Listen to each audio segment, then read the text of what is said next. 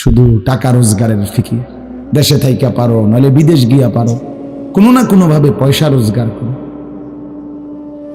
টাকা রোজগার করলে মা বাপ খুশি, টাকা রোজগার না করলে মা অখুশি। খালাস। এরপরে ইমান আছে কিনা, ইসলাম আছে কিনা, নামাজ আছে কিনা, কোরআন আছে কিনা, আল্লাহ চিনি কিনা, হালাল হারাম কিনা, জায়েজ না জায়েজ না, এত কিছু আমার দরকার। ফুতেরে জিগায়ও না যে ফুত কামাই যে করতেছ কি হালাল কামাই করো না হারাম, না এত কিছুর দরকার কি। টাকা দিতেছে, খাইতেছে, ঘুমাইতেছে, বিল্ডিং করতে আসে, জমি কিনতে আসে, আপেল মালটা খাইতেছে। এক ছেলে আমারে নিজে বলছে, আমি সবার ব্যাপারে বলি না, এক ছেলে আমারে নিজে বলছে, হুজুর আমি একটা দেশের নাম বলছে, যেই দেশে আমার কর্মটা ছিল, চলে আসছে ওই দেশ থেকে। আমার বলছে হুজুর আমার কর্মটা হলো এই, মদের বার, মদের হোটেলে নারী পুরুষ উলঙ্গ জিনাবে বিচার করে, আমার দায়িত্ব শুধু পাশে দাঁড়িয়ে মদের বোতল নিয়ে দাঁড়ায় থাকা, যতবার তারা চায় অতবার তাদেরকে মদ গ্লাসে ঢেলে দেওয়া, তাদের হাতে তুলে দেওয়া। এর বিনিময়ে আমার মাসে বেতন 2 লাখ টাকা। মুসলমান, মুসলমান, মুসলমানের সন্তান, বাংলাদেশের সন্তান। তো এই টাকা যখন বাবা খাচ্ছেন, বিল্ডিং করতেছে, কোনো টেনশন নাই। আমি আবারও বলছি, আমি সবার জন্য বলি না, ওই বলছি দেখে অট্টা কইছি, কথা বুঝছেন না, আমি তো নাম ঠিকানা বলি না। হে আত্মীয়তার আইয়ুহাল কাতি', আত্মীয়তার সম্পর্ক ছিন্নকারী ব্যক্তি, আসো। এই জন্য ভাইয়ের সাথে যুদ্ধ করছো, বোনের সম্পদ নষ্ট করছো, চাচারে সম্পত্তি দাও নাই, এই জন্য, এই দুনিয়ার জন্য নাও, এখন নাও, এখন যা লাগে নাও। এইভাবে প্রত্যেক নাফরমান পাপীকে, হে হারামখোর সুদ করে দিগা, এখানে টাকা যা লাগে নে, নে বাটপার, এখান থেকে টাকা নে, কি পরিমাণ টাকা দরকার ছিল তোর, নে। এইভাবে রাসূলুল্লাহ সাল্লাল্লাহু আলাইহি সাল্লাম বলেন, দুনিয়ার এই সম্পদগুলো কথা বলবে আর ডাকবে, ডাকলে মানুষ, আচ্ছা এটা তখন কেরম লাগবো, কথা বুঝেন নাই? এটি যখন কথা বলবে, ডাকাডাকি করবে, মানুষ কি বলবে? লোকেরা তো সবাই দাঁড়াইছে, মানুষও তো দাঁড়াইছে, তারাই তো ডাকতেছে, তো তারা কি বলবে? ওয়াকালাল ইনসানু মা লাহা, আল্লাহ নিজেই বলতেছে, লোকেরা তখন মানুষগুলো বলবে মা লাহা, এটা কি হলো, আরে এটা কি কারবার, এগুলো কথা বলে কেমনে, এগুলো কি কয়, এরা আমারে চিনল কেমনে, আমি যে সিটার, আমি বাটফারে চিন্না লাগলো, ইন্নালিল্লাহ, একের পুরা ধরা, অনবিচার আচার কিছুই শুরু হয়েছে না, এখনই বেজ্জতি, বাকিটা তো অবস্থা খারাপ। মানে অর্থাৎ মানুষগুলো অবাক হয়ে বলবে মা লাহা, কি হলো জমিনে, কি হলো এগুলোর, এরা এমন করছে কেন, এরা কথা বলছে কেন? আল্লাহ বলেন ইয়াউমাইদিন তুহাদ্দিসু আখবারাহা, আল্লাহ তাআলা বলেন বান্দা হে কি দেখছো হবে, এই মাত্র দেখলা স্বর্ণ রূপ্য টাকা পয়সা কথা বলে, এখনো না দেখবা আসল খেলাটা। ইয়াউমাইদিন তুহাদ্দিসু আখবারাহা, আল্লাহ বলেন এখন দেখবা সরাসরি এই হাসরের মাঠে তোমার সামনে, তোমার পায়ের নিচের জমিন, তোমার পুরা জিন্দেগির কথা, তোমার যত তথ্য, ভালো কিংবা মন্দ, নেক কিংবা গুনাহ, তোমার সমস্ত কিছু রাতের কিংবা দিনের, একাকী কিংবা প্রকাশ্যের, গোপন কিংবা আড়ালের, আল্লাহর কসম জমিন সবটা এখন তোমার সামনে বলে দিবে। ইয়াউমাইদিন তুহাদ্দিসু আখবারাহা, রব্বুল আলামিন বলেন জমিন সবটা কথা বলে দিবে, ভালোটাও মন্দটাও, আলোটাও অন্ধকারটাও, একাকীও অন্ধকারেও, প্রকাশ্যেও সবার মাঝেও সব বলে দিবে। রাতের চুরি বলে দিবে, রাতের তাহাজ্জুদ তাও বলে দিবে, মদের আড্ডার কথাও বলে দিবে, জুয়ার আড্ডার কথাও বলে দিবে। সারা রাত যুবক উলঙ্গ ছবি দেখেছ, আল্লাহর কসম সেটাও বলবে, যে যুবক মালিকের সেজদা দিয়েছে সেটাও বলবে, তাহাজ্জুদ শোনাবে, আবার সবার সাথে যে জামাতে নামাজ পড়েছে এটাও বলবে, সব কিছু বলে দিবে। আল্লাহ বলেন যদি মানুষ ভাবতে চাও জমিন কিভাবে কথা বলে, স্বর্ণরৌপ্য কিভাবে কথা বলে, আল্লাহ বলেন বিআন্না রাব্বাকা আওহা লাহা, আল্লাহ তাআলা আদেশ করেছেন বলেই কথা বলে। আল্লাহ বললে, হুকুম করিলে, আল্লাহর গোটা কায়নাত, গোটা সৃষ্টি জগৎটাই কথা বলে। শাহিদা আলাইহিম সামউহুম ওয়া আবসারুহুম ওয়া জুলুদুহুম বিমা কানু ইয়ামালুন।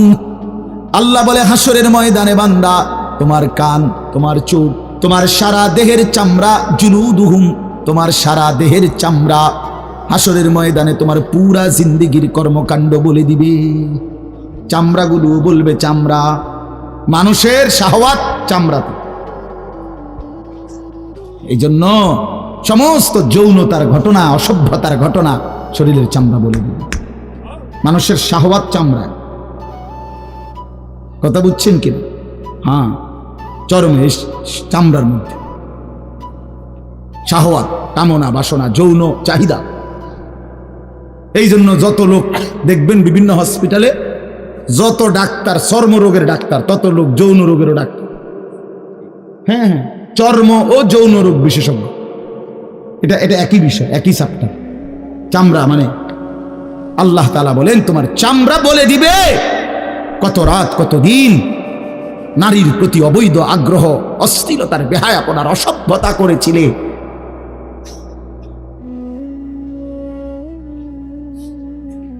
হায় হায়। এজন্য নওজোয়ান ছেলে তোমরা সবাই ভাই কষ্ট করে বসো, যে যে পাশে দাঁড়িয়ে আছো আল্লাহর ওয়াস্তে বসো, কষ্ট হলেও বসো ভাই, বসে শুনলে বরকত হবে। মোবাইলটা হাতের যাদের, এটা বন্ধ করে দাও। হাতে ধরা যেই মোবাইলগুলো, এগুলো বন্ধ করে দাও ভাই, এগুলো নামায়ে ফেলো।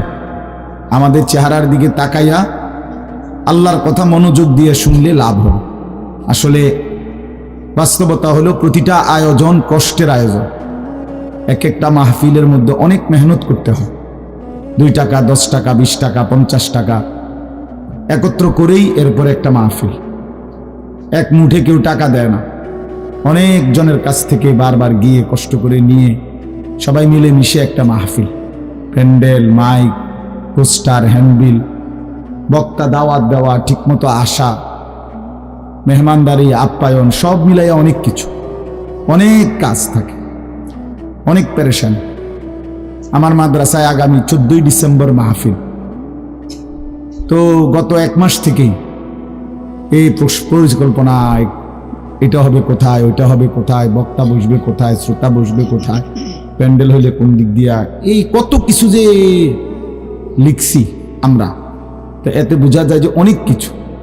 এই সবটুকু কষ্ট করে যদি শুধু কেবল আসলাম আর গেলাম, কিছুই শুনলাম না, বুঝলাম না, কিছু গ্রহণ করলাম না, তো কি লাভ হলো ভাই? এই কষ্টের এই ইন্তেজামের মধ্যে ফায়দা কি?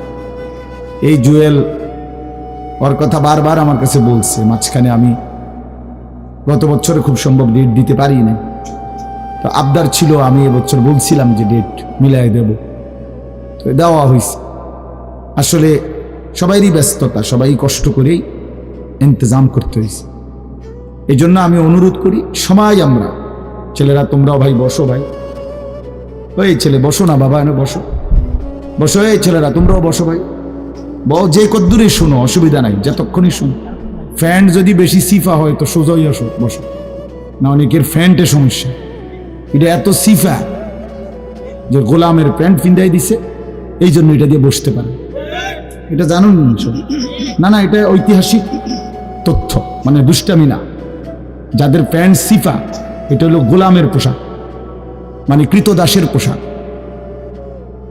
হ্যাঁ, এটা হলো আফ্রিকান, যাদেরকে দিয়ে পৃথিবীতে কৃতদাসের কাজ করাইতো, অর্থাৎ এই ভেড়া, বকরি, উট, দুম্বা, এগুলো লালন পালনের কাজ করাইতো। তো তাদেরকে এরকম সিফা প্যান্ট ফিল, মানে টাইট, কেন? যাতে বসতে না পারে।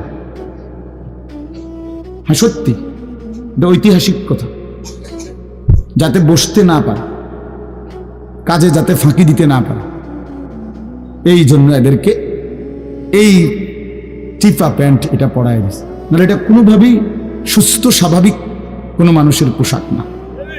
সামান্যতম সুস্থতা আছে তার ভিতরে, সে এত টাইট এটা পরে কিভাবে? বেচারা হাঁটে কেমনে, বসে কেমনে, পেশাব পায়খানার জরুরত আছে মানুষের, তাইলে এটা পড়া মানে দাঁড়াইয়া প্রস্রাব করা ছাড়া তো অন্য কোনো সিস্টেম নেই, নাহলে এটা সে কিভাবে বুঝবে?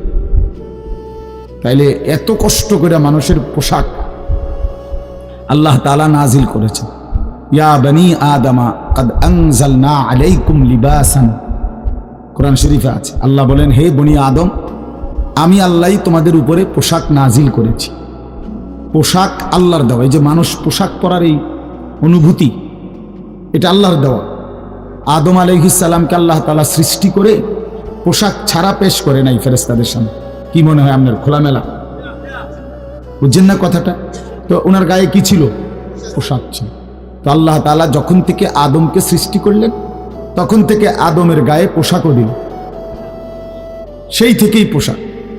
ইউয়ারি সাওআতিকুম ওয়ারিশা, এটা স্পষ্ট। আল্লাহ বলছে দুইটা উদ্দেশ্যে পোশাক দিলাম। এক, এটা তোমাদের লজ্জা ঢেকে দিবে, আর ওয়ারিশা, এটা তোমাদের সৌন্দর্যের উপকরণ হবে। তাহলে এটার মধ্যে একটা আর্ট আছে, সৌন্দর্য আছে। এটা লজ্জা ঢাকবে। এখন যদি লজ্জাই না ঢাকে, এটা যদি সতরই না ঢাকে, তো এটা হলো কি? আল্লামা তকি উসমানী দামাত বারাকাতুহুমুল আলিয়া হযরত বলছেন যে কোনো মানুষের, পুরুষের সতর কোমর থেকে নিয়ে, নাভি থেকে নিয়ে হাঁটু, এটুকু জায়গা এভাবে ঢাকতে হবে। একে তো মোটা হইতে হবে কাপড়, যাতে করে পাতলার কারণে চামড়া দেখা না যায়।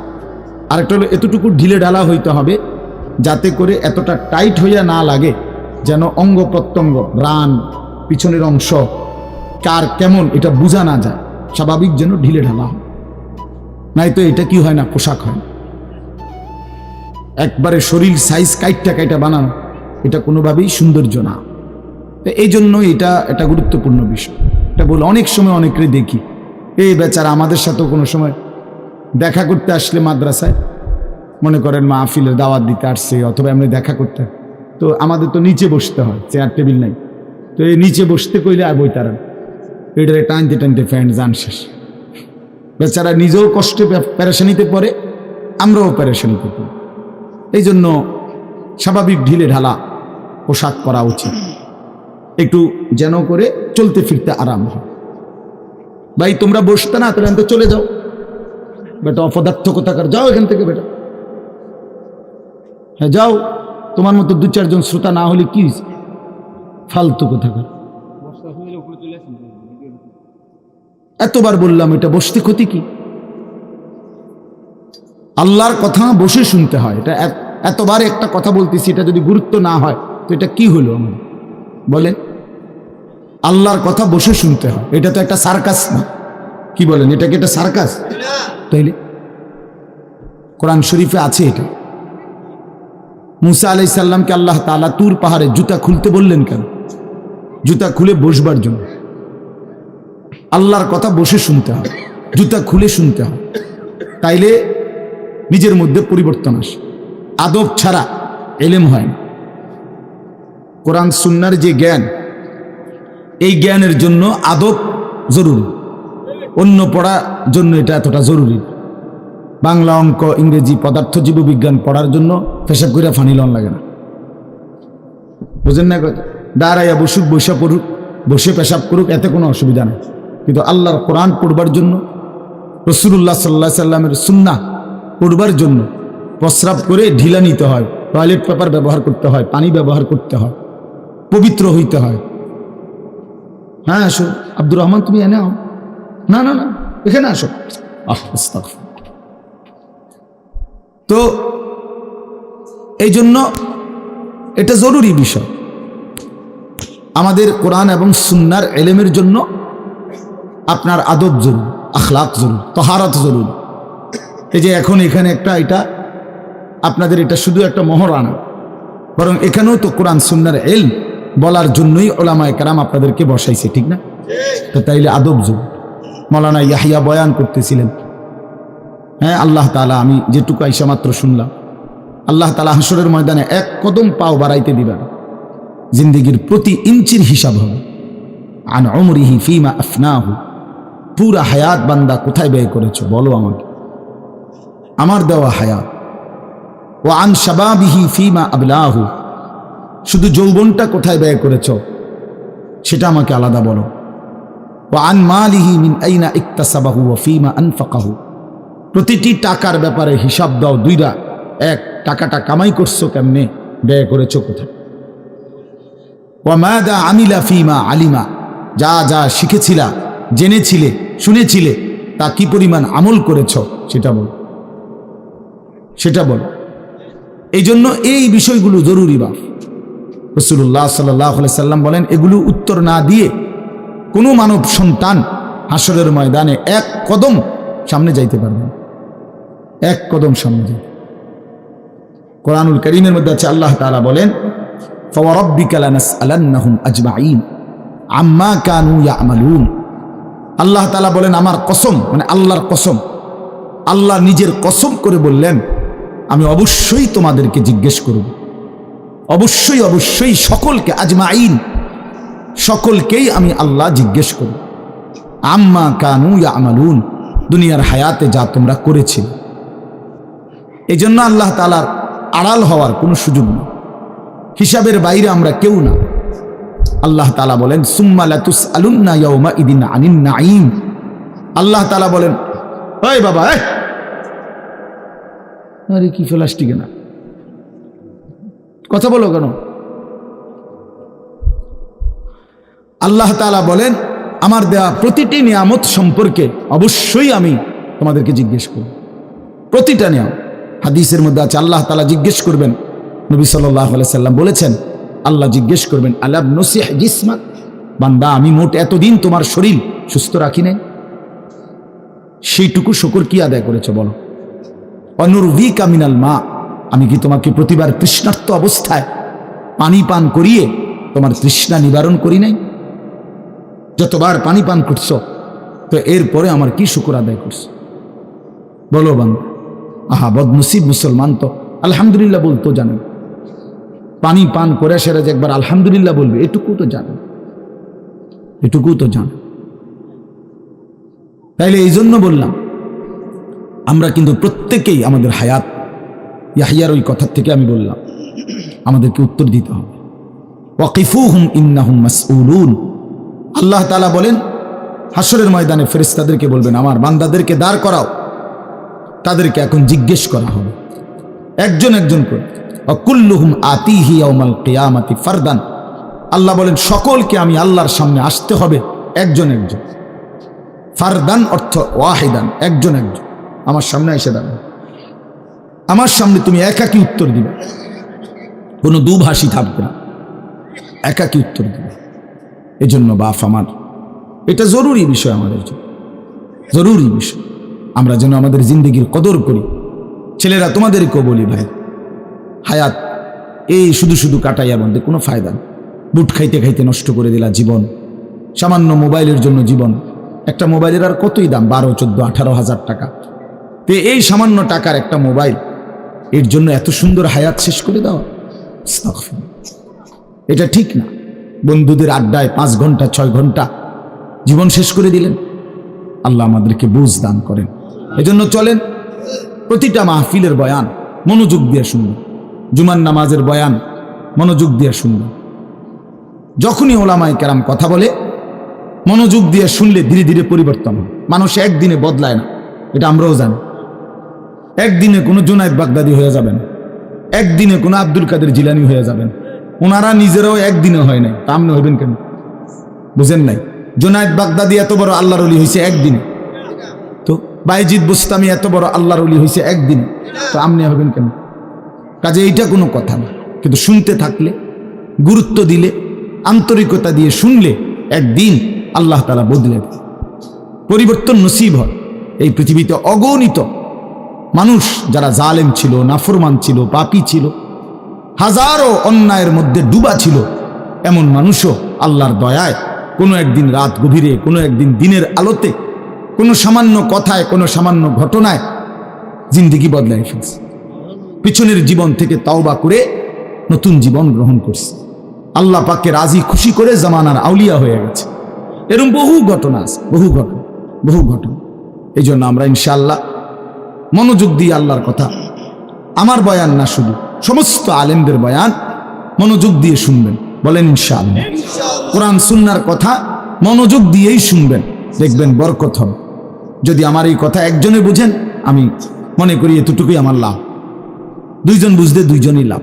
আল্লাহ আমাদেরকে তৌফিক দান করেন। চলেন, কোরআনুল কারীমের এই সূরাটি 99 নম্বর সূরা। 114টি সূরা কোরআন শরীফে, তন্মধ্যে এটা হলো 99 নাম্বার। 30 নম্বর পারা। পুরা কোরআনুল কারীমের মধ্যে মোট 30 পারা। এই মোট 30 পারার মধ্যে এটা হলো 30 নম্বর পারার সূরা, 99 সূরা নম্বর। সূরাটির নাম হচ্ছে জিলজাল, সূরায়ে জিলজাল। জিলজাল শব্দের অর্থ বা জালজালা, জিলজাল একই শব্দ, দুই রকম ব্যবহার। অর্থ হলো ভূমিকম্প। জিলজাল শব্দের অর্থ কি বলেন? ভূমিকম্প। ভূমিকম্প, এই যে জমিন কাঁপে, ভূমিকম্প হয়, এই সূরার অর্থ হলো এইটা। এই ভূমিকম্প বলতে, জিলজাল বলতে আল্লাহ তাআলা কিয়ামতের ভূমিকম্প বুঝাইছে। পৃথিবীতে এমনিতে প্রতিনিয়ত মাঝে মধ্যে বিভিন্ন এলাকা ভেদে, অঞ্চল ভেদে ভূমিকম্প হয়। হ্যাঁ, আধা মিনিট, 30 সেকেন্ড, 40 সেকেন্ড, 50 সেকেন্ড, কিংবা তার চাইতে সামান্য কম বেশি এরকম সময় ভূমিকম্প হয়। এতেই বহু ক্ষয়ক্ষতি হয়।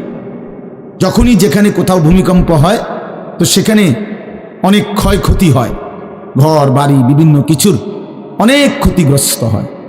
কিন্তু আল্লাহ তাআলা বলেন একটি চূড়ান্ত ভূমিকম্প আছে, যেই ভূমিকম্পটা যখন হবে তখন একসাথে আল্লাহর সৃষ্টি পুরাটা জমিন একসাথে ভূমিকম্প, এবং সেটা কতক্ষণ থাকবে সেটা আল্লাহই জানে, সেটা আল্লাহই জানে। এরকম ভূমিকম্প হবে, আর সেই ভূমিকম্পটা হলো কিয়ামতের ভূমিকম্প। অর্থাৎ এই পৃথিবী ধ্বংস করার জন্য আল্লাহ তাআলা তার গোটা সৃষ্টি জগৎকে মউত দিবেন। মৃত্যু দুই রকমের, একটা হলো ব্যক্তিগত পৃথক একক মৃত্যু, আর একটা হলো গোটা আলমের মৃত্যু। সবার যখন পৃথক মৃত্যু হয় তো এটারে বলে মউত, আর গোটা পৃথিবীর যখন আল্লাহর সৃষ্টি সবটার যখন একসাথে মৃত্যু হবে সেটারে কয় কিয়ামত।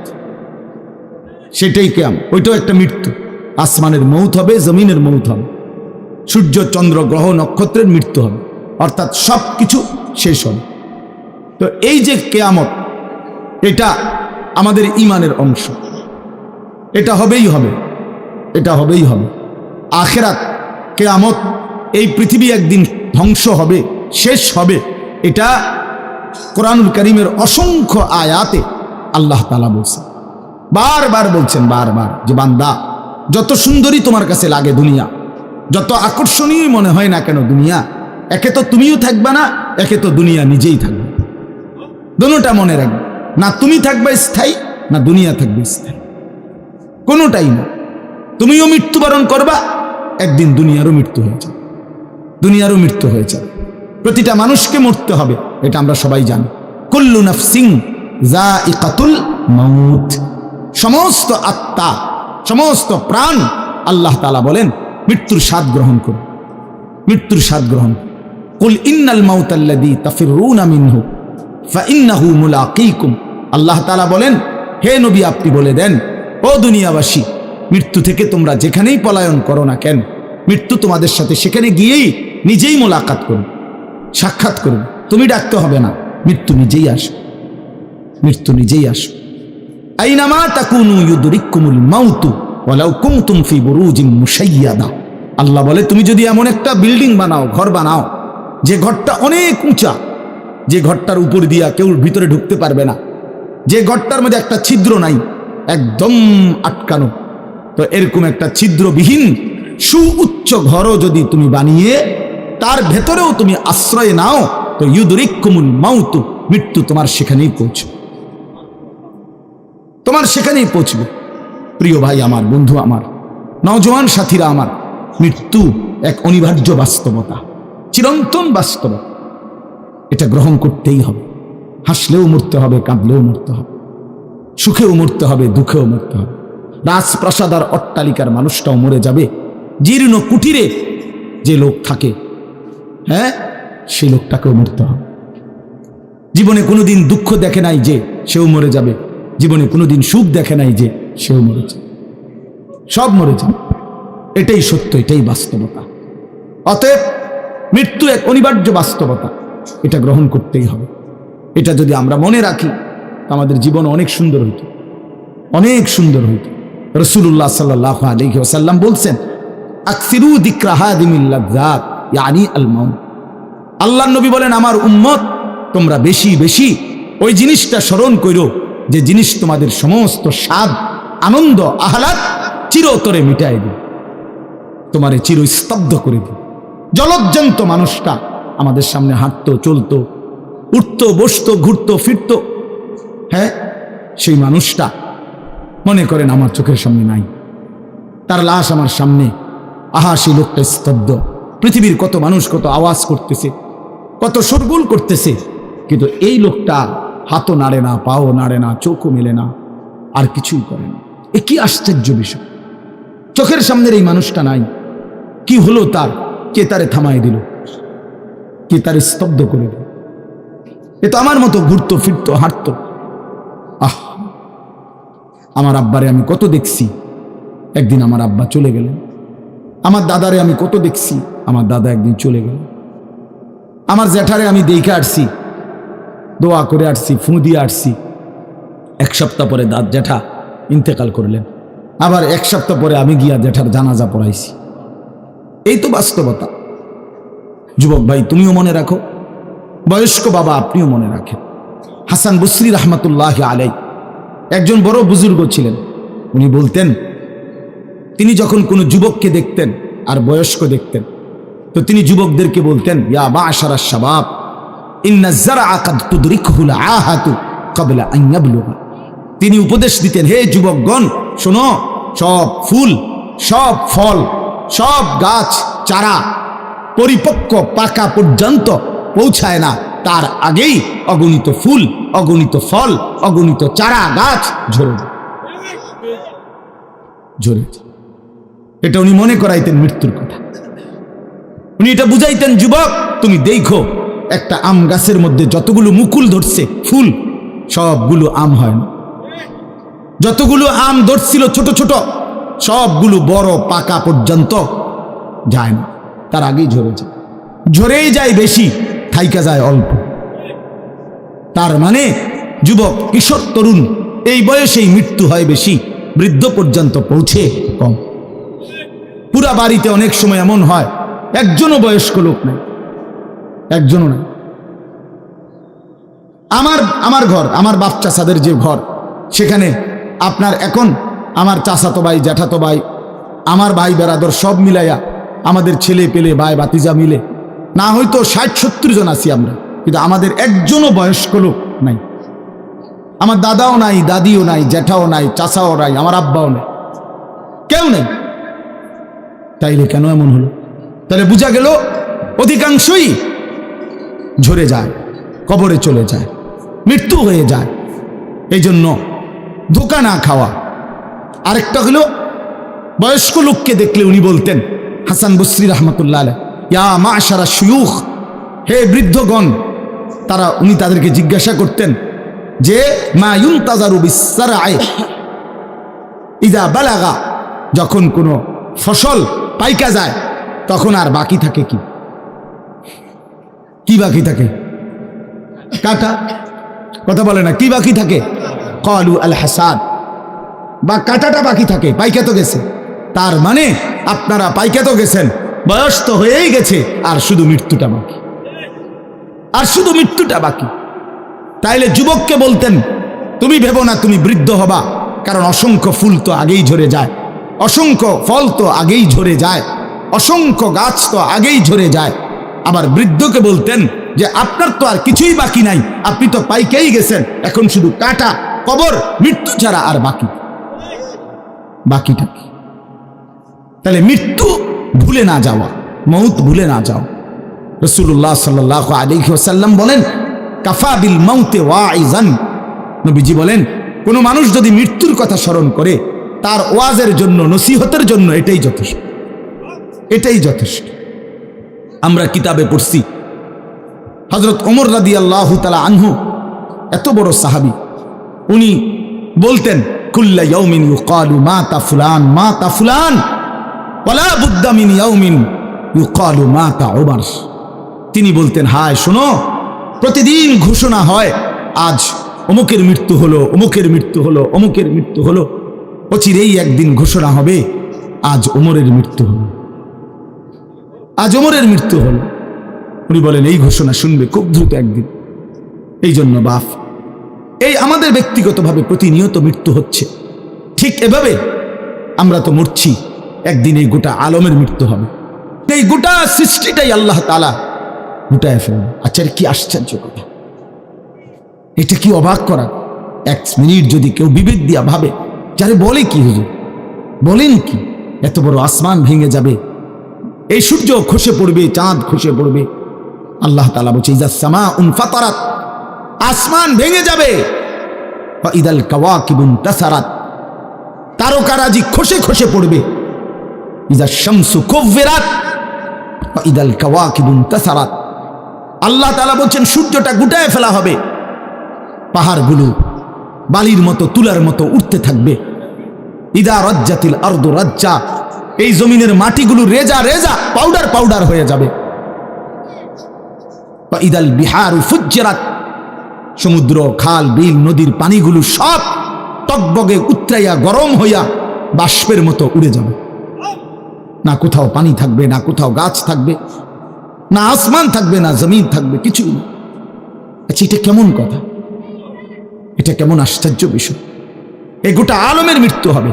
আল্লাহ তাআলা কোরআনুল কারীমে বিশ্বাস করেন, অসংখ্যবার এই কথা এটা বলছে, এটা হবেই হবে। ইদা ওয়াকাতিল ওয়াকিআ, আল্লাহ বলেন এই ঘটনাটা ঘটবে। লাইসা লিওয়াকাতিহা কাযিবা, এই ঘটনা মিথ্যা মনে করার মতো কেহ নাই। যেদিন ঘটে যাবে তখন আর কারো কোনো মিথ্যাবাদী আর থাকবে না, অর্থাৎ কেউ আর অস্বীকার করার সুযোগ হবে না। চোখের সামনে দিন, চোখের সামনে দিন। কোরআন শরীফে একটা সূরা আছে, সূরা হজ। ওই যে আমরা হজ করি না, এই হজ সূরাটার নাম। এই সূরার শুরুতে আল্লাহ তাআলা এই পৃথিবী ধ্বংসের কিয়ামতের একটা সাংঘাতিক বর্ণনা দিয়েছেন।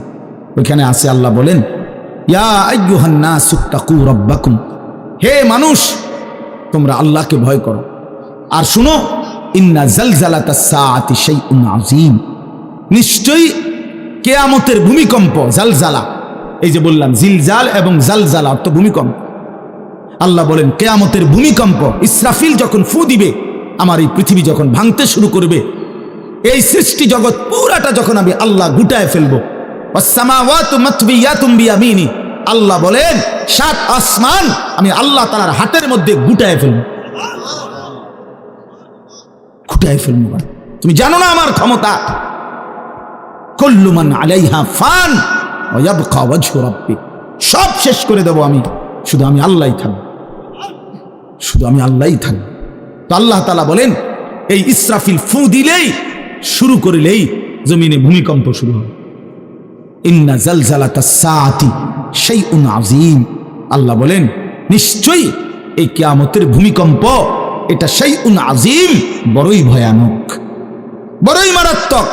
কারণ দুনিয়ার ভূমিকম্প এক নাম্বার হলো বর্তমানের ভূমিকম্প, কখনো 30 সেকেন্ড, কখনো 40 সেকেন্ড, কখনো 47 সেকেন্ড, 50 সেকেন্ড, এই সেকেন্ড সেকেন্ড মিনিট, 47 মিনিট নিয়ে ভূমিকম্প হয়। কথা কর না কেন, 30 মিনিট ভূমিকম্প হয়। হ্যাঁ, 30 মিনিট ভূমিকম্প হইলে আমাদের 14 গোষ্ঠী থাকবে নি। 30 সেকেন্ড 40 সেকেন্ড হয় ভূমিকম্প। এইটুকুতে একে তো সময় সামান্য, দ্বিতীয়ত হলো একসাথে গোটা পৃথিবীতে হয় না, এদিকে হলে ওইদিকে হয় না, এরকম। কিন্তু আল্লাহ তাআলা বলেন ইসরাফিল ফু দিলে যে ভূমিকম্পটা হবে, সেই ভূমিকম্পটা গোটা পৃথিবী একসাথে নাড়ায় দিবে, একসাথে মিলিয়ে। 47 সেকেন্ড না, কতক্ষণ সেটা আল্লাহই জানে। তখন অবস্থা কি হবে, মানুষের আতঙ্ক, এই ভূমিকম্পে আতঙ্ক। হ্যাঁ, আমি একবার চাঁদপুর মাহফিলে ছিলাম, রাত্রে ঘুমাইছি মসজিদের রুমে, ইমাম সাহেবের রুমে, এই সময় ভূমিকম্প আইছে, দরজা খুলে দিছি দৌড়, মসজিদের মাঠে আইছি দাঁড়াইয়া, চাই যে পুরা গ্রামের মানুষ সব আইসা পড়ছে, হই হুল্লোড় চিৎকার, হায় হায়। অথচ সবাই চিৎকার দিতে দিতে ভূমিকম্প শেষ। ভূমিকম্প হয়েছেই তো অল্প একটু, কিন্তু এটুকুর আতঙ্কেই যা হুজুর পাবলিক বরাবর, কিসের হুজুর আর কিসের পাবলিক, বক্তা শ্রোতা সমান।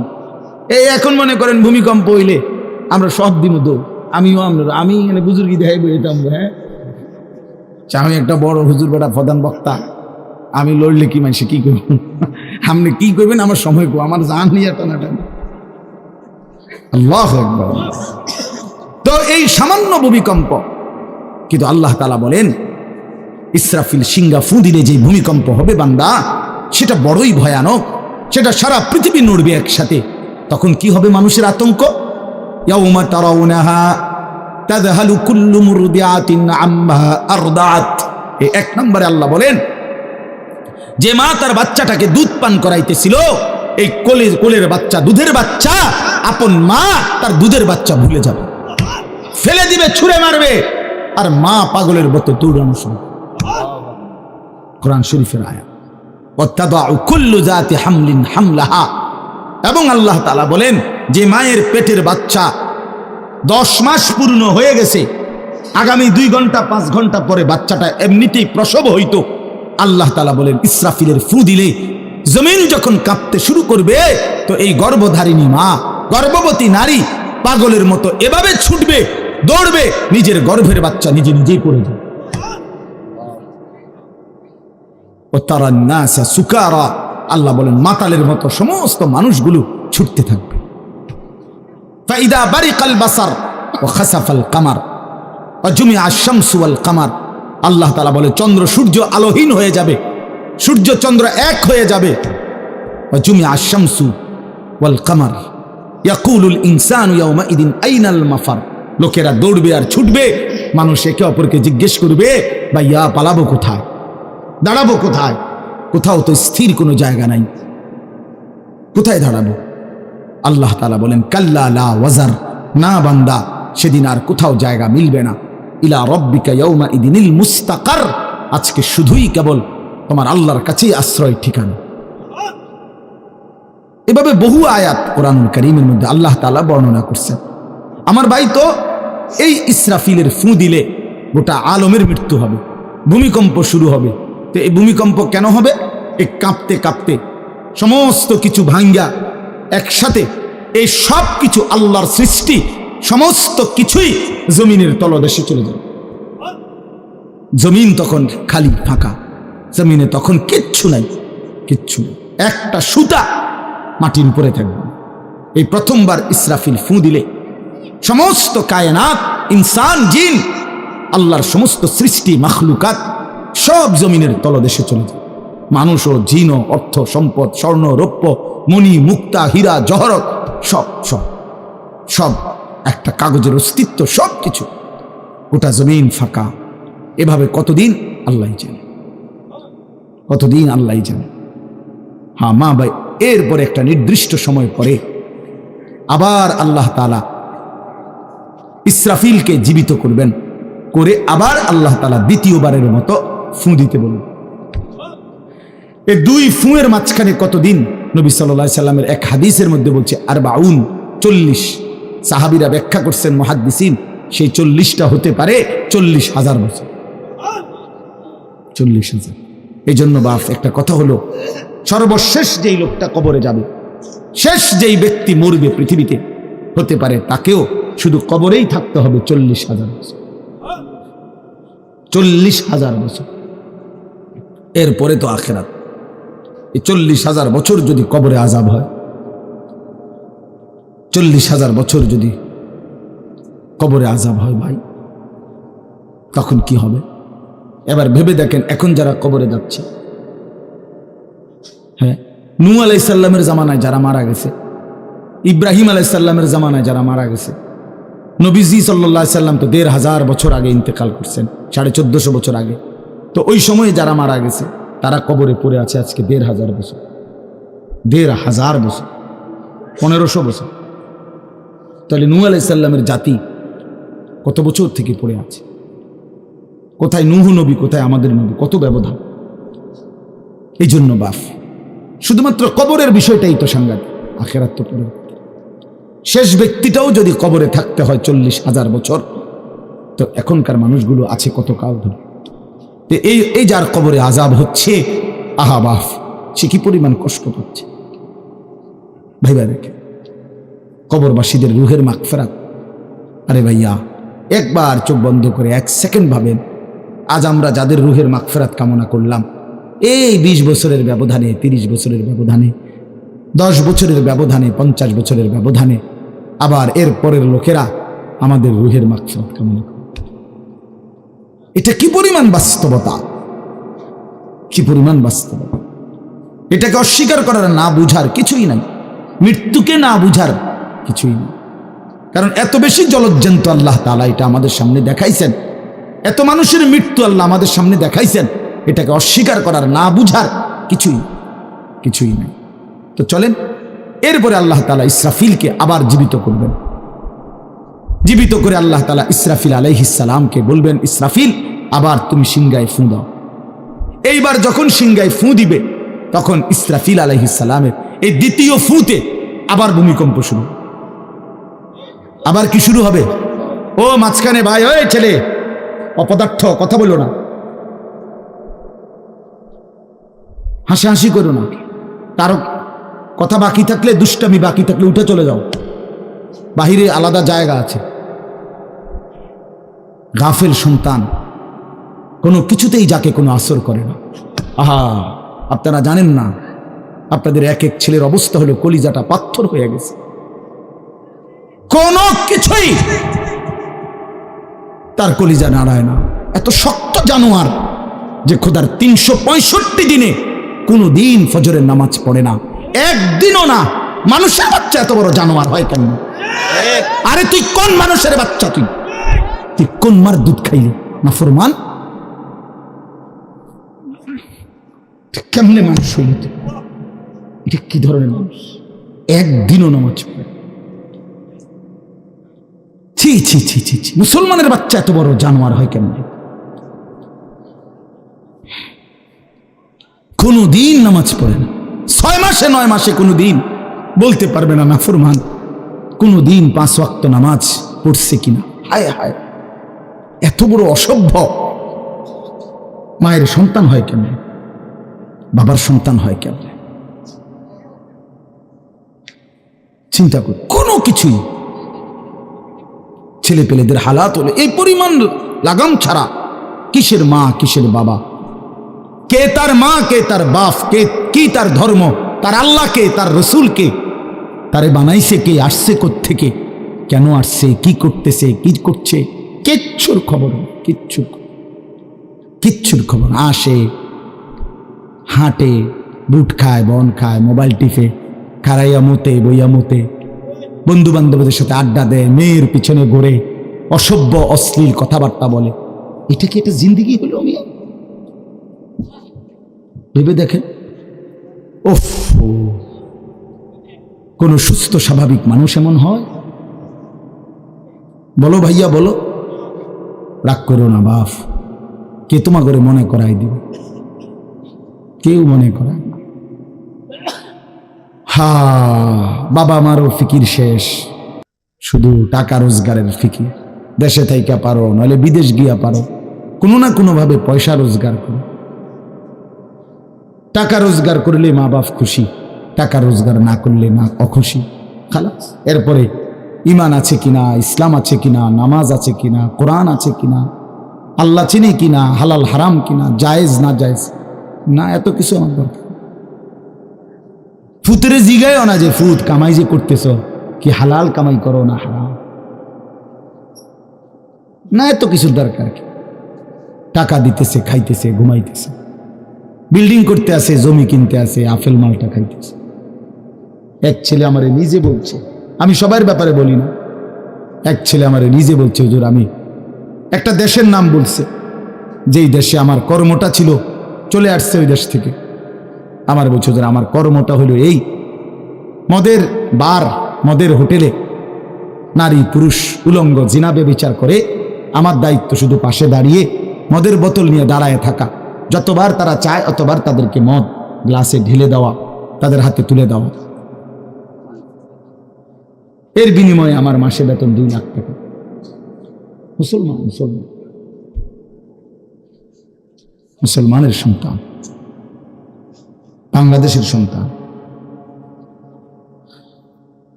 তো এই টাকা যখন বাবা খাচ্ছেন, বিল্ডিং করতেছে, কোনো টেনশন নাই। আমি আবারও বলছি, আমি সবার জন্য বলি না, ওই বলছে দেখে অট্টা কইছি, কথা বলছেন না, আমি তো নাম ঠিকানা বলি না। এই জন্য আমার বাপ, ডাক দিয়েন না, ডাক দিয়েন না, একজনও ডাক দিয়েন না, অসভ্যরে ডাক দিয়েন না। হ্যাঁ হ্যাঁ, ডাক দিবেন কেন? হাইওয়ানকে ডাক দিবেন কেন? শুনেন, আপনারাই শুনেন, এত এত মানুষ শুনতে হবে না, কোনো অসুবিধা নাই, কোনো অসুবিধা নাই। আমি তো এটাই বুঝাইতে চাইতেছি, প্রত্যেকটা মানুষ আজকে মুসলমান, আমরা ঘর দেখায়, ফার্নিচার দেখায়, বিল্ডিং দেখায়, হুজুর দোয়া করেন, ঘরটা করছি, হুজুর দোয়া করে, কিতা দোয়া করতে হবে না, কিতা দোয়া করতে, বিল্ডিং এর দোয়া কিতা, আবার ইট বালুর লেগে দোয়া করে লাভ কি বেড়া? হুজুর মোটরসাইকেল কিনছি, কিন্তু দোয়া করে দেন, কিতা দোয়া করতো, কি মোটরসাইকেলের দোয়া কিতা? আবার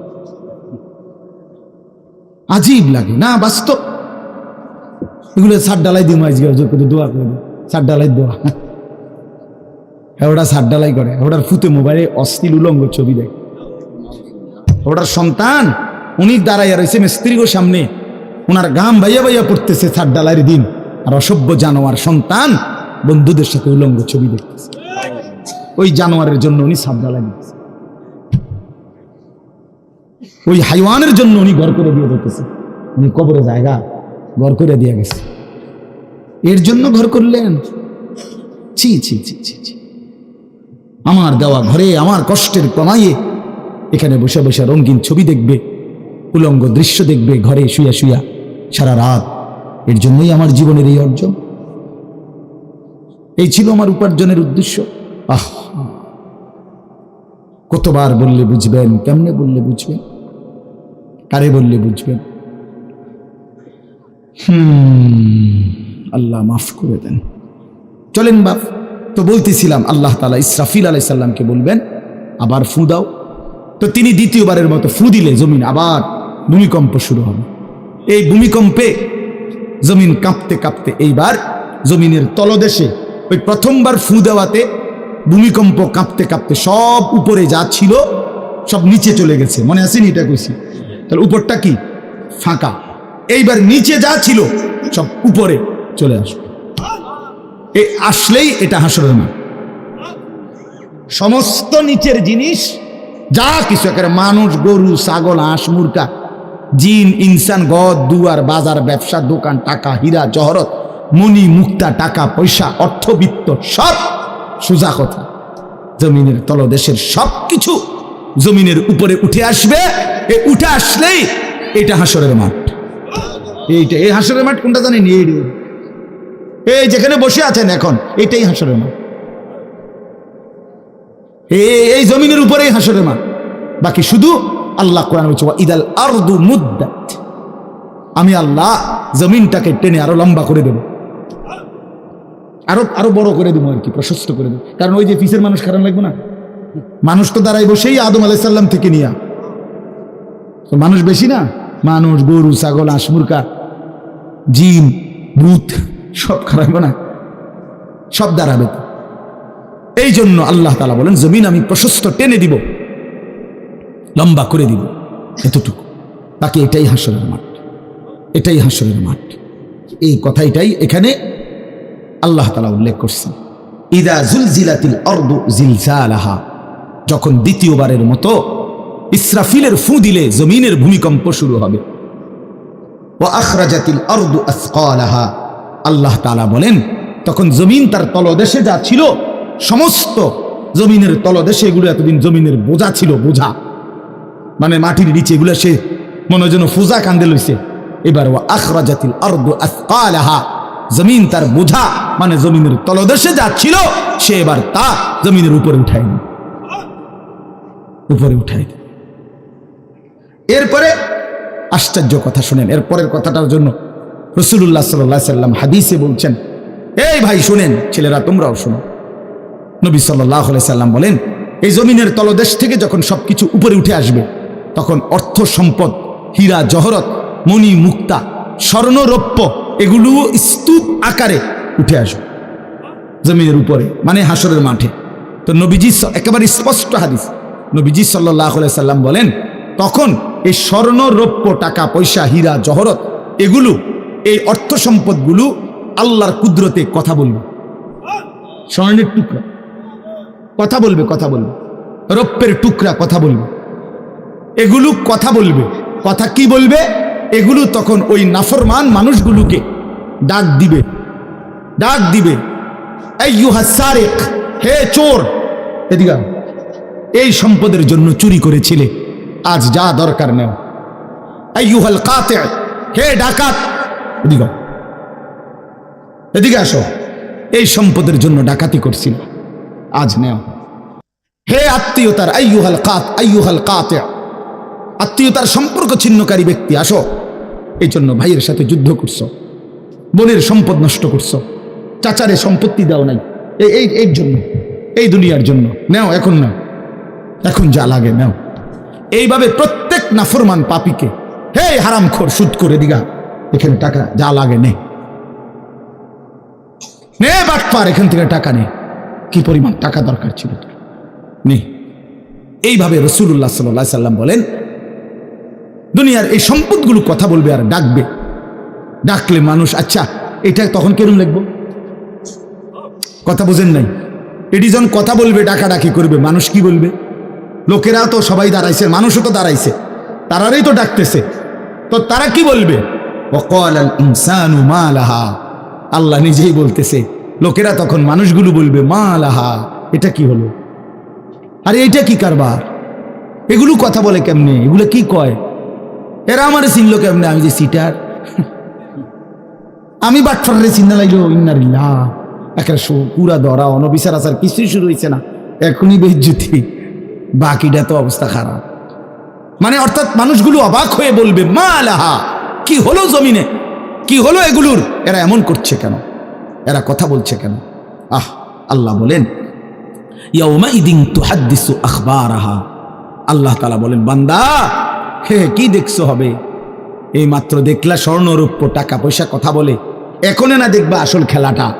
ইয়াউমাইদিন তুহাদ্দিসু আখবারাহা, আল্লাহ বলেন এখন দেখবা সরাসরি এই হাসরের মাঠে তোমার সামনে, তোমার পায়ের নিচের জমিন, তোমার পুরা জিন্দেগির কথা, তোমার যত তথ্য, ভালো কিংবা মন্দ, নেক কিংবা গুনাহ, তোমার সমস্ত কিছু, রাতের কিংবা দিনের, একাকী কিংবা প্রকাশ্যের, গোপন কিংবা আড়ালের, আল্লাহর কসম জমিন সবটা এখন তোমার সামনে বলে দিবে।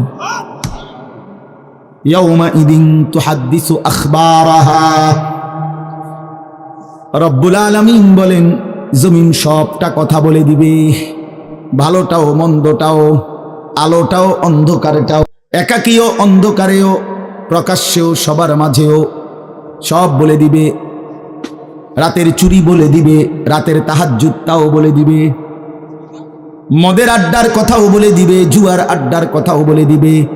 সারা রাত যুবক উলঙ্গ ছবি দেখেছ, আল্লাহর কসম সেটাও বলবে। যে যুবক মালিকের সেজদা দিয়েছে সেটাও বলবে, তাহাজ্জুদ শোনাবে, আবার সবার সাথে যে জামাতে নামাজ পড়েছে এটাও বলবে, সব কিছু বলে দিবে। আল্লাহ বলেন, যদি মানুষ ভাবতে চাও জমিন কিভাবে কথা বলে, স্বর্ণরৌপ্য কিভাবে কথা বলে, আল্লাহ বলেন, বিআন্না রাব্বাকা আওহা লাহা, আল্লাহ তাআলা আদেশ করেছেন বলেই কথা বলে। আল্লাহ বললে, হুকুম করিলে, আল্লাহর গোটা কায়নাত, গোটা সৃষ্টি জগৎটাই কথা বলে। শাহিদা আলাইহিম সামউহুম ওয়া আবসারুহুম ওয়া জুলুদুহুম বিমা কানু ইয়ামালুন। আল্লাহ বলে, হাসরের ময়দানে বান্দা, তোমার কান, তোমার চোখ, তোমার সারা দেহের চামড়া, জুলুদুহুম, তোমার সারা দেহের চামড়া, হাসরের ময়দানে তোমার পুরা জিন্দেগির কর্মকাণ্ড বলে দিবে। চামড়াগুলো বলবে, চামড়া, মানুষের শাহওয়াত চামড়াতে। এই জন্য সমস্ত যৌনতার ঘটনা, অসভ্যতার ঘটনা শরীরের চামড়া বলে দিবে। মানুষের শাহওয়াত চামড়া, কথা বুঝছেন কি? হ্যাঁ, চরমে চামড়ার মধ্যে শাহওয়াত, কামনা, বাসনা, যৌন চাহিদা। এই জন্য যত লোক দেখবেন বিভিন্ন হসপিটালে, যত ডাক্তার চর্মরোগের ডাক্তার, তত লোক যৌন রোগেরও ডাক্তার। হ্যাঁ হ্যাঁ, চর্ম ও যৌন রোগ বিশেষজ্ঞ। এটা এটা একই বিষয়, একই চ্যাপ্টার। চামড়া মানে আল্লাহ তাআলা বলেন তোমার চামড়া বলে দিবে কত রাত কত দিন নারীর প্রতি অবৈধ আগ্রহ, অস্থিরতার বেহায়াপনার অসভ্যতা করেছিলে।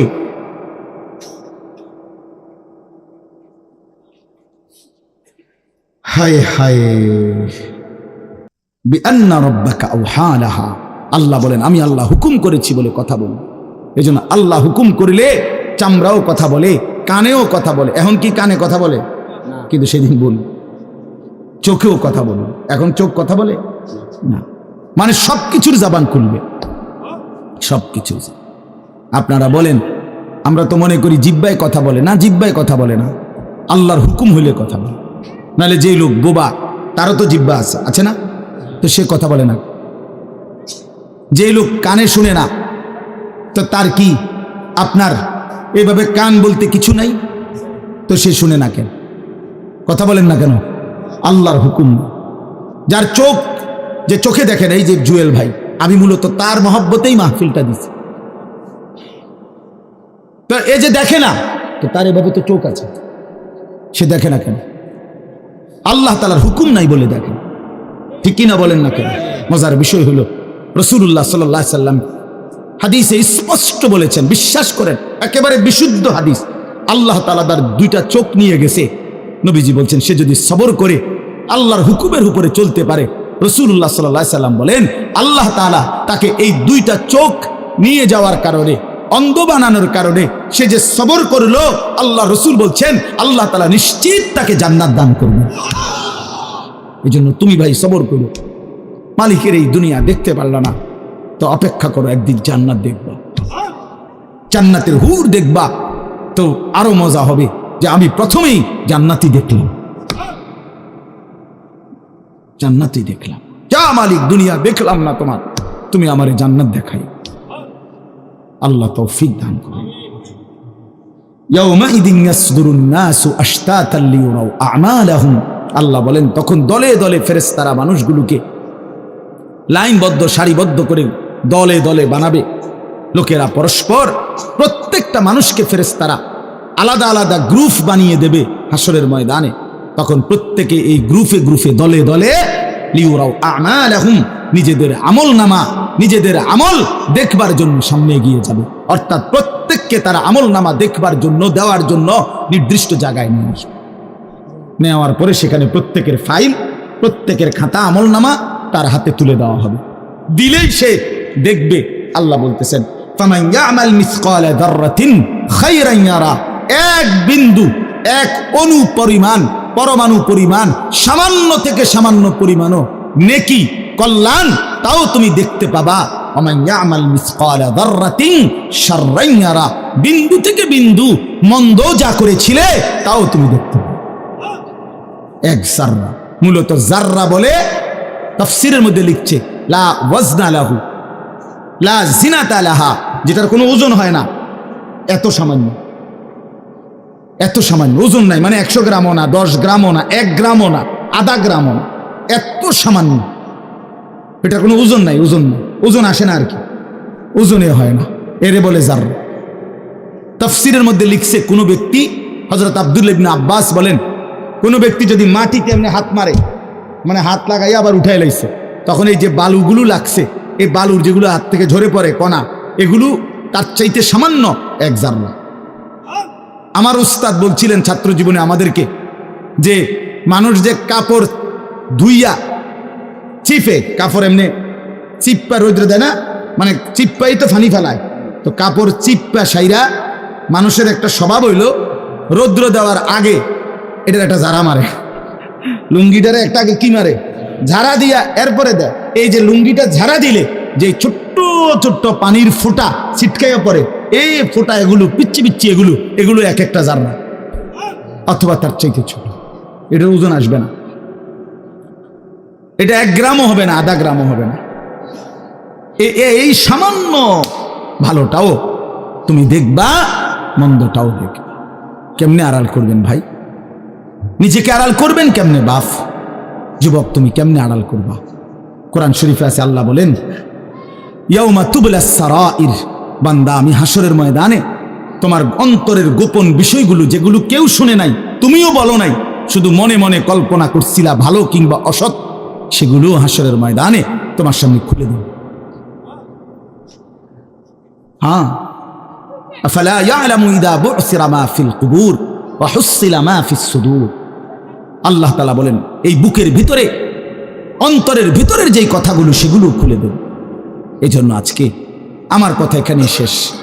আমি এতটুকু কথাই বলতে চাই, এই ৯৯ নম্বর সূরাটা আমাদেরকে এই কথার সবক দিচ্ছে যে আমরা আমাদের জিন্দেগির ১ সেকেন্ড, একটি নিঃশ্বাস আড়াল করবার সুযোগ নেই। হিসাব দিতে হবে, হিসাব দিতে হবে। ১ মিনিট, ১ সেকেন্ড, ১ পলক, ১ লম্হা, ১ মুহূর্ত আমাদের আড়াল করবার সুযোগ নাই ভাই। ভালোটার প্রতিদানও নিতে হবে, মন্দটারও প্রতিদান নিতে হবে। তাইলে কেন জীবন নষ্ট করব, কেন হায়াত নষ্ট করব? আমার অনুরোধ রইল, যতগুলো যুবক ছেলে আছো ভাই, তোমাদের কাছে অনুরোধ, মৌলানা কথা বলবে, এরপরে আরো একটু বয়ান হলে এরপরে দোয়া হবে, কিন্তু আমার মাঝখান দিয়ে এই কথাটাই আমি অনুরোধ করে বললাম, প্রত্যেকেই দয়া করে আল্লাহর ওয়াস্তে নিজের জীবনের কদর করো ভাই। আমার এটাই শেষ করো। যুবক ছেলেরা, তুমি আমার সাথে এখন যাইবা না, আমিও তোমার সাথে যাব না। এই দুনিয়াও যেমন আমি আলাদা চলে যাচ্ছি, আপনারাও আলাদা চলে যাবেন, কিন্তু বাস্তব কথা হইল আমি আপনি প্রত্যেকে আলাদা আলাদা কবরে, আখেরাতে আল্লাহর সামনে মুখোমুখি হইতে হবে। এই জন্য হাত জোর করে অনুরোধ করছি ভাই, নিজেরে নষ্ট করো না। একটা ছেলেও যদি বুঝো, আমার অনুরোধ রইল তোমার প্রতি, তুমি নষ্ট হইও না, চরিত্রহীন হইও না, তুমি হায়াতটা শেষ করে দিও, কষ্ট পাইবা। এই নারী ছবি, অশ্লীল দৃশ্য, উলঙ্গপনা, বেহায়াপনা, এই জেনা ব্যভিচারের দৃশ্য, এগুলো দেখো না। চেষ্টা করো 5 ওয়াক্ত নামাজ পড়তে, 5 ওয়াক্ত নামাজ পড়তে হিম্মত করলে পারবা ভাই। পেশাব পায়খানার পরে টয়লেট পেপার ব্যবহার করো, পানি ব্যবহার করো, দেখবা শরীর পবিত্র থাকলে আল্লাহর ইবাদত করতেও মন চাই। মূলত মানুষ অনেকের যাদের নামাজ ছুটে যায়, তাদের একটা বড় কারণ হলো তার শরীর অপবিত্র, শরীর নাপাক, আর নাপাক দেখে নেক কাজের তামান্না, আগ্রহ জাগে না। এই জন্য এই যে পেশাব করে পানি নেয় না, টয়লেট পেপার ব্যবহার করে না, এই অসভ্য এই কারণে নামাজ পড়তে চায়। বাস্তব কথা, এর তখন আর হায়া লজ্জা থাকে না। এই জন্য সবাই বলে ইনশাআল্লাহ নামাজ পড়ে নিজেদের স্ত্রী, কন্যা, বোনকে পর্দা পশিদায় রাখতে চেষ্টা করেন। যে মেয়েটার পর্দা নাই, যে মহিলার পর্দা নাই, বিশ্বাস করেন যে তার নিজের ইজ্জত, নিজের কদর, নিজের সতীত্ব, নিজের পর্দার কদর বোঝে না। এটা কোনো নারী না, এটা কোনো মহিলা না, এটা প্লাস্টিক জাতীয় কিছু হইতে পারে। এটা এক ধরনের প্লাস্টিক, এটা এক ধরনের অসভ্য। যে নারী বেপর্দা, যেই মেয়ে দুশ্চরিত্র, যেই মেয়ে চরিত্রহীন, যেই মেয়ে বেহায়ার মতো চলে, সে শুধু নিজের ক্ষতি করে না, সে একটি সমাজ নষ্ট করে, একটি মহল্লা শেষ করে। এই আগুন সারা মহল্লায় জ্বালায়া দেয়, তার রূপের যৌবনের আগুন জ্বালায়া অসংখ্য যুবকের জিন্দেগি নষ্ট করে। এই জন্য ওই জানোয়ার মনে রাখতে হবে, ওই অসভ্য নারী, যতগুলো ছেলে তাকে দেখে অবৈধ কামনা বাসনা করছিল, এই সমস্ত যুবকের সমপরিমাণ গুনাহ ওই অসভ্য মেয়ে, ওই নর্তকী, ওই ব্যভিচারিণী নারী, তাকে ভোগ করতে হবে। এত সোজা না। এই জন্য বাবাদেরকে বলি, ছেলেদের দিকে কদর করেন, মেয়ের দিকে নজর দেন, স্ত্রীর দিকে নজর দেন। ওই খাট পালং দেখাইয়েন না, বিল্ডিং উল্ডিং দেখাইয়েন না, ইতান দেখাইয়া লাভ নাই। উঠতে লাইলে সবাই ঘুমাইয়া লাগে, পরিশ্রম করে ঘুমাইলে এত কিছু লাগে না। কত মানুষ আছে এরকম যারা ফাওটাও দোয় না, জুতাই নাই, বেটা ফাও দিব কি দিয়া বেটা। হ্যাঁ, সময় কর, এতটা ক্লান্ত থাকে যে শুইলেই কি এসে পড়ে ঘুম আসে। আল্লাহ আমাদের সবাইকে কদর করার তৌফিক দান করেন। আজকের এই মাহফিলকে আল্লাহ তাআলা ভরপুর বরকত দান করেন। আল্লাহ তাআলা আপনাদের সবাইকে কবুল আর মঞ্জুর করেন।